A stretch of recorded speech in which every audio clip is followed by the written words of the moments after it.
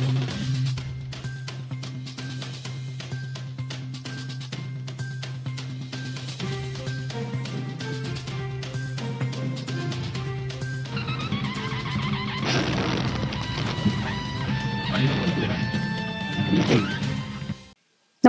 आपण पाहता हिरकणी न्यूज.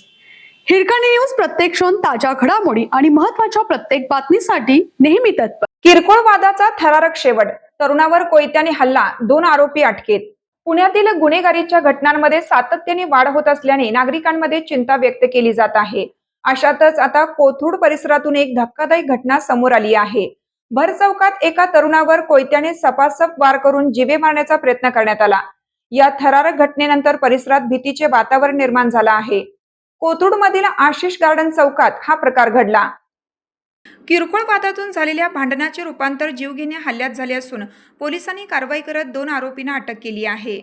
2 आरोपींनी मिळून एका तरुणाला लक्ष्य करत त्याच्यावर कोयत्याने सपासप वार केले. या जीवघेण्या हल्ल्यामध्ये अभिजित ओव्हाळ असे गंभीर जखमी झालेल्या तरुणाचं नाव आहे. जुन्या वादातून किंवा किरकोळ कारणावरून झालेल्या भांडणातून हा प्रकार घडल्याचे बोलले जात आहे. आरोपींनी पूर्व वैमनस्यातून अभिजित याच्यावर हा हल्ला केला असावा अशी प्राथमिक माहिती पोलिसांच्या तपासातून समोर येत आहे. पोलिसांनी या प्रकरणी मुख्य 2 आरोपींना बेड्या ठोकल्या आहेत. हर्ष नाईक आणि अक्षय मनेरे अशी अटक करण्यात आलेल्या दोन्ही आरोपींची नावे आहेत. पोलिसांनी त्यांच्या विरोधात विविध कलमांनुसार गुन्हा दाखल केला असून पुढील तपास सुरू आहे.